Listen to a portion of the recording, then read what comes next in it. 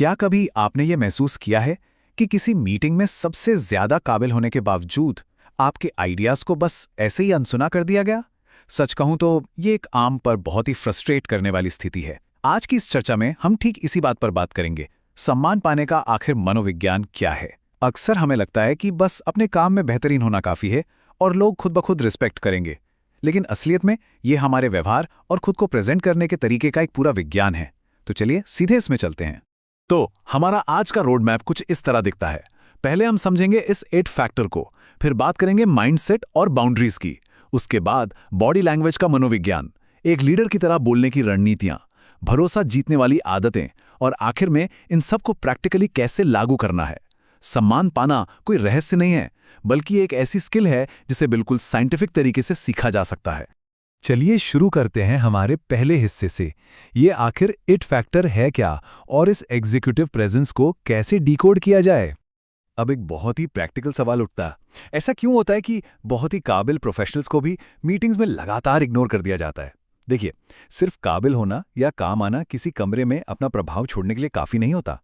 Knowledge होना एक अलग बात है, पर उस नॉलेज को इस तरीके से सामने रखना कि लोग सुनने पर मजबूर हो जाएं, वो बिल्कुल अलग गेम है। और यहाँ एक आंकड़ा है जो शायद आपको हैरान कर दे। हार्वर्ड बिजनेस रिव्यू के एक सर्वे के मुताबिक 50% से ज्यादा कर्मचारी अपने ही वर्क प्लेस पर सम्मानित महसूस नहीं करते, यानी आधे से ज्यादा लोग। तो अगर आपको कभी ऐसा लगा हो तो यकीन मानिए आप अकेले नहीं हैं।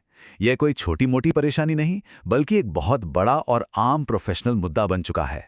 जिसे हम अक्सर इट फैक्टर कह देते हैं ना, वो दरअसल एग्जीक्यूटिव प्रेजेंस कहलाता है। और नहीं, ये कोई हवाई चीज नहीं है। ये आपके स्वभाव, आपकी काबिलियत और स्किल्स का एक जबरदस्त कॉम्बिनेशन है जो 3 मेन पिलर्स पर टिका होता है: आपका कैरेक्टर, आपका सब्सटेंस और आपका स्टाइल। सबसे अच्छी बात, ये कोई जन्मजात टैलेंट नहीं, बल्कि एक ऐसी स्किल है जिसे प्रैक्टिस से मास्टर किया जा सकता है। आगे बढ़ते हैं हमारे दूसरे पॉइंट की तरफ, हमारी मानसिकता यानी माइंडसेट और क्लियर बाउंड्रीज। एक तरह से ये हमारे अंदर का मैकेनिज्म है। अक्सर एक गलतफहमी होती है कि मैं तो बहुत अच्छा हूं, फिर लोग मुझे रिस्पेक्ट क्यों नहीं करते। दरअसल सच्ची दयालुता और लोगों को खुश रखने की आदत यानी पीपल प्लीजिंग के बीच एक ज़मीन आसमान का अंतर है। सच्ची दयालुता आती है दूसरों की रिस्पेक्ट करने से, पर पीपल प्लीजिंग वो आती है इस डर से कि कहीं सामने वाला बुरा ना मान जाए या मुझे रिजेक्ट ना कर दे। हमेशा दूसरों की हाँ में हाँ मिलाने से लोग शायद आपको पसंद तो कर लें, पर सम्मान नहीं देते। इसी बात पर एक बहुत ही कमाल का विचार है। कहा गया है कि लक्ष्य दयालु होना बंद करना नहीं है, बल्कि दूसरों को खुश रखने के लिए खुद को धोखा देना बंद करना है। बिना किसी गिल्ट के अपनी बाउंड्रीज सेट करना सम्मान कमाने का पहला कदम है। सोचिए ना, जब आप खुद अपनी बाउंड्रीज की इज्जत करते हैं तो नेचुरल सी बात है दूसरे भी वैसे ही करेंगे। तो अब आते हैं तीसरे हिस्से पर, बॉडी लैंग्वेज का मनोविज्ञान और इन नॉन वर्बल संकेतों के पीछे का असल विज्ञान क्या कहता है। तियानजिन यूनिवर्सिटी की एक रिसर्च इस बात को बहुत अच्छी तरह समझाती है। उनका मॉडल दिखाता है कि हमारी फिजिकल आदतें, जैसे हमारा पोस्चर और आई कांटेक्ट, लोगों के दिमाग में हमारी लीडरशिप की इमेज को कैसे बनाती हैं। ये सिर्फ दिखावा या ओवर एक्टिंग नहीं है, ये एम्बॉडीड कॉग्निशन का एकदम हार्डकोर विज्ञान है। मतलब आपके कुछ बोलने से पहले ही आपका शरीर आपके आत्मविश्वास की पूरी कहानी बयां कर चुका होता है। चलिए इसे थोड़ा और प्रैक्टिकल बनाते हैं। 3 छोटे पर बहुत गहरा असर डालने वाले फिजिकल बदलाव आप तुरंत कर सकते हैं। पहला, एक्सपेंसिव पोस्चर, यानी कुर्सी पर सिकुड़कर मत बैठिए, कॉन्फिडेंस के साथ पूरी जगह लीजिए। दूसरा, किसी से हाथ मिलाते वक्त शुरू से आखिर तक आई कांटेक्ट मेंटेन करना, ये तुरंत एक कनेक्शन और ऑथेंटिसिटी बिल्ड करता है। और तीसरा, बात करते वक्त अपने हाथों के इशारों को शांत और कंट्रोल्ड रखना। ये छोटे छोटे बदलाव किसी की भी प्रोफेशनल प्रेजेंस को इंस्टेंटली कई गुना बढ़ा देते हैं। अब बात करते हैं चौथे पॉइंट की, अथॉरिटी के लिए आपकी आवाज और बोलने का तरीका कैसा होना चाहिए, बिल्कुल एक लीडर की तरह। क्या आपने कभी नोटिस किया है, जब कोई आम सी बात कहता है पर वाक्य के आखिर में उनकी आवाज ऊपर चली जाती है, जैसे कोई सवाल पूछ रहे हों? इसे अप स्पीक कहते हैं। और सच कहूं तो सबकॉन्शियसली ये सुनने वाले को दिखाता है कि आप खुद अपनी बात को लेकर श्योर नहीं हैं।